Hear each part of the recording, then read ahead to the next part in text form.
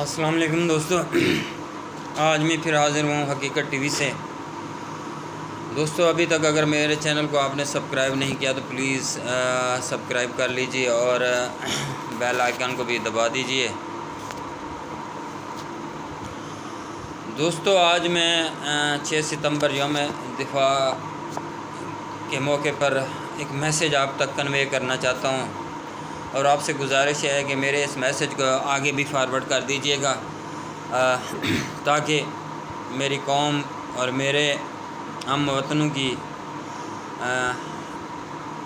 خواب غفلت سے بیداری ہو سکے اور اپنے ملک و قوم کی ترقی کے لیے وہ بھی کچھ سوچیں۔ دوستو، میں ایک تحریر پڑھ رہا تھا آج کہ بہادر شاہ ظفر کے بیٹوں کے سر قلم کر دیے گئے اور ان کو یعنی کہ قبر کی جگہ بھی نہ ملی۔ ایسا کیوں ہوا؟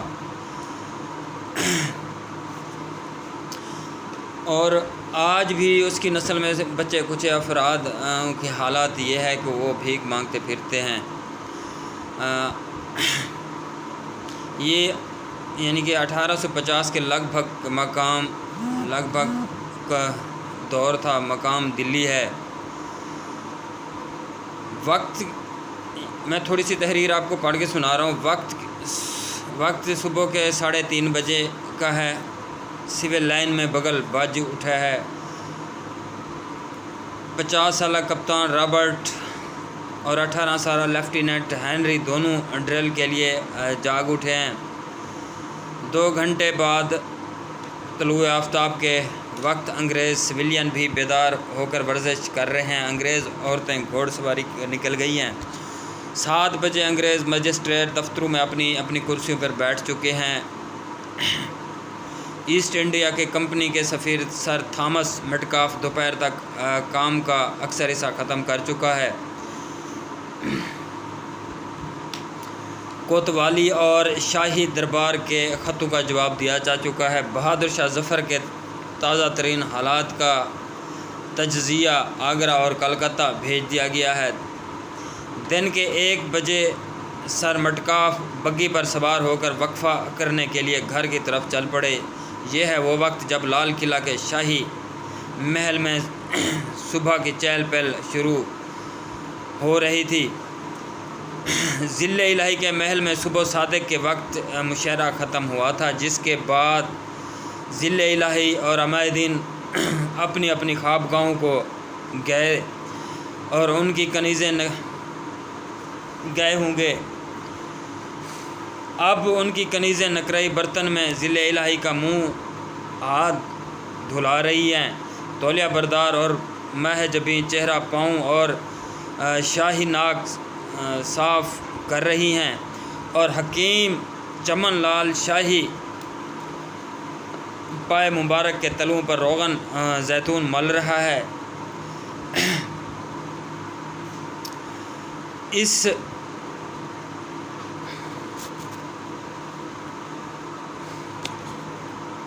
حقیقت کا دستاویزی ثبوت موجود ہے کہ لال قلعہ میں ناشتے کا وقت اور دہلی کے برطانوی حصے میں دوپہر کے لنچ کا وقت ایک ہی تھا۔ 2000 سے زائد شہزادوں کا بٹیر بازی، مرغ بازی، کبوتر بازی اور مینڈھوں کی لڑائی کا وقت بھی وہی تھا۔ اب 100 سال یا 150 سال پیچھے چلتے ہیں۔ برطانیہ میں سے انگریز کلکتہ، ہگلی اور مدارس کی بندرگاہوں پر اترتے ہیں۔ برسات کا موسم ہے، مچھر ہیں، پانی ہے اور ملیریا کی وبا پھوٹی ہوئی ہے، اور روز تقریباً 2 انگریز مر رہے ہیں، لیکن ایک بھی شخص انگریزوں کا واپس جانے کے لیے تیار نہیں تھا۔ لارڈ کلائیو پہرول گھوڑے پر سوار رہتا ہے۔ اب 2018 میں آتے ہیں دوستو۔ 95% سے زیادہ امریکی 7 بجے رات کھانا کھاتے ہیں، 8 بجے بستر میں چلے جاتے ہیں، اور بڑے سے بڑا ڈاکٹر 6 بجے ہسپتال ہوتا ہے۔ جاپان، سنگاپور، آسٹریلیا اور پورے یورپ امریکہ میں کوئی بھی دفتر اور کارخانہ، ہسپتال ایسا نہیں ہے جہاں اگر ڈیوٹی 9 بجے ہے تو کوئی بھی ڈاکٹر یا افسر 9 بجے کے بعد آئے گا۔ آج کل دنیا کی دوسری بڑی طاقت چین ہے، اس کا بھی یہی طریقہ ہے، صبح 6-7 بجے اٹھنا اور 6 بجے اٹھ کے 7 بجے اپنا ناشتہ کرنا، اور دن 11 بجے 11:30 بجے ان کا لنچ ہو جاتا ہے، شام 7 بجے ان کا ڈنر ہو جاتا ہے۔ دوستو، اس تحریر میں بتایا یہ گیا ہے کہ اگر انگریز اٹھ کے جو ہے نا صبح 6-7 بجے اٹھ کے اپنا کام شروع کر دیتا ہے، اور ہمارے شاہی لوگ جن کا مشاہرہ رات گئے تک جاری رہتا ہے اور صبح صادق ہوتے ہی ان کا مشاہرہ ختم ہوتا ہے، اور وہ اسی وقت اپنی خوابگاہوں کو جاتے ہیں جب وہ انگریز لوگ اٹھ کے اپنے کام کو لگ جاتے ہیں، تو اللہ کی امداد جو ہے نا، بہادر شاہ ظفر ایک مسلمان ہے، مسلمان بادشاہ تھا، تو اللہ کی امداد اس کو اس لیے نہیں آئے گی۔ اللہ کی سنت کسی کے لیے تبدیل نہیں ہوتی، جو جتنی محنت کرتا ہے اس کو اتنا ہی پھل ملتا ہے۔ ایک انگریز 6 بجے سے اٹھ کے اپنے کام کو لگا ہوتا ہے اور اپنی ڈیوٹیاں سنبھال رہا ہوتا ہے، اور مسلمان شاہی مسلمانوں کا حال یہ ہے کہ وہ اسی وقت سو رہے ہوتے ہیں، تو کامیابی پھر اس مسلمان بادشاہ کو نہیں ملنی جس نے کام کرنے کے وقت اپنی خوابگاہ میں گیا، اور حال بھی یہی ہوا کہ وہی بادشاہ بہادر شاہ ظفر، اس کی حکومت زوال کو چلی گئی، اور حال یہ ہوا کہ اس کے بیٹوں کے سر قلم کر کے اس کے سامنے رکھ دیے گئے، اور اس کو ان کی قبر تک کی ان کو جگہ نہیں ملی۔ وجہ کیا بنی کہ ان کی سستی اور ان کی شوق اور ان کے کاہلی پن سے وہ اپنی ایک بہت بڑی سلطنت سے ہاتھ دھو بیٹھے۔ دوستو، آج بھی میں دیکھتا ہوں ہمارا مرکز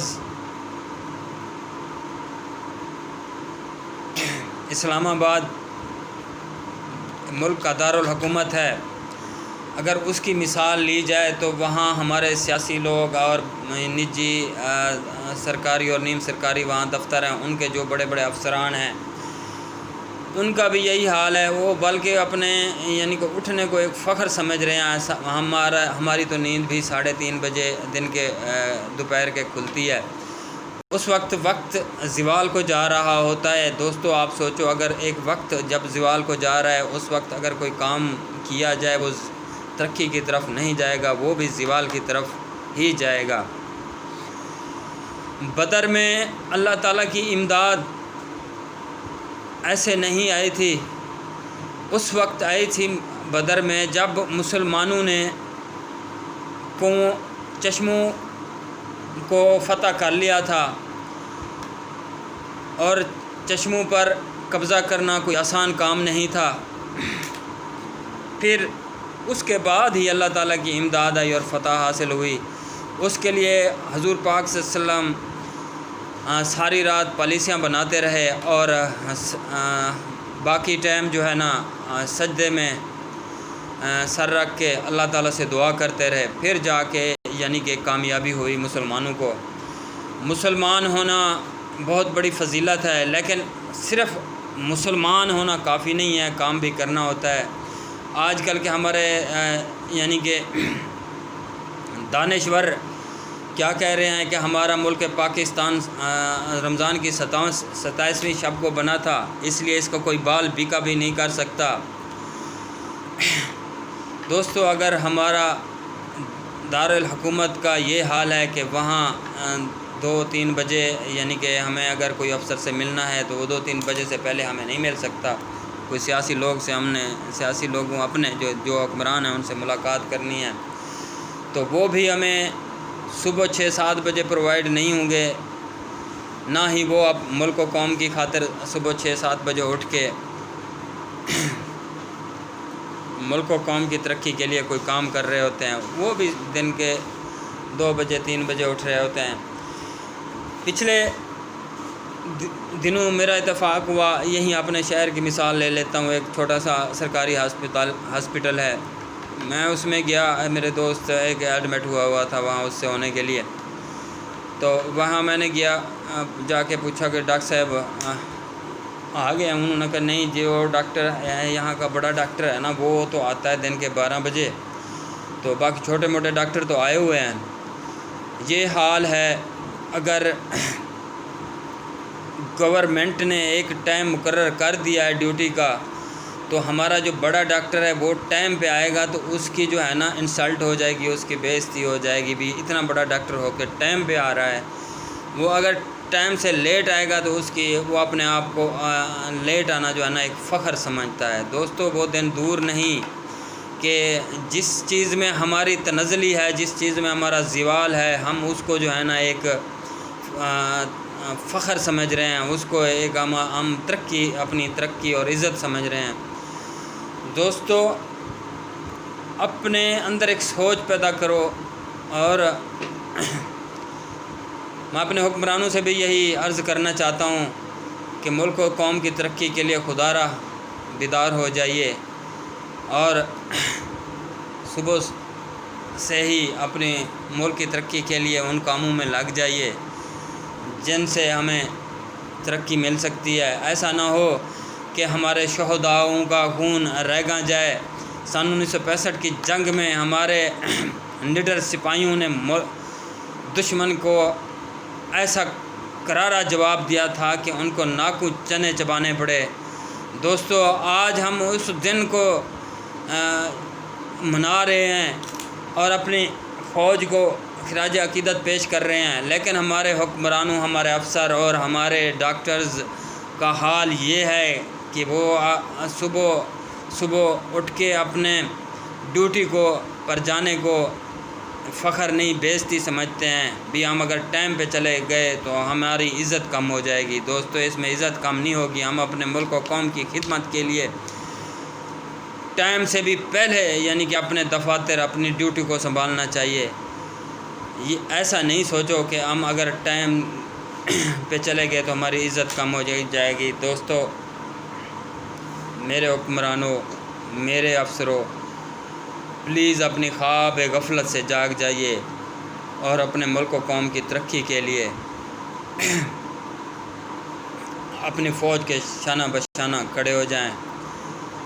والسلام دوستو، پھر کبھی ایک نئے لیسن کے ساتھ حاضر ہوں گا، تب تک کے لیے اجازت۔ آج کی جو ایک حقیقت تھی اور کڑی حقیقت ہے وہ میں نے آپ کے سامنے رکھی ہے۔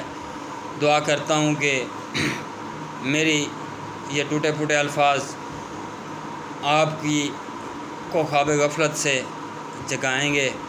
دوستو میرے اس ویڈیو کو آگے شیئر کر دیجیے گا، کیا پتہ کسی کو یہ میرے الفاظ پسند آ جائیں، وہ اپنی خواب غفلت سے جاگ کر ملک و قوم کی ترقی کے لیے کام کرنا شروع کر دے۔ والسلام دوستو۔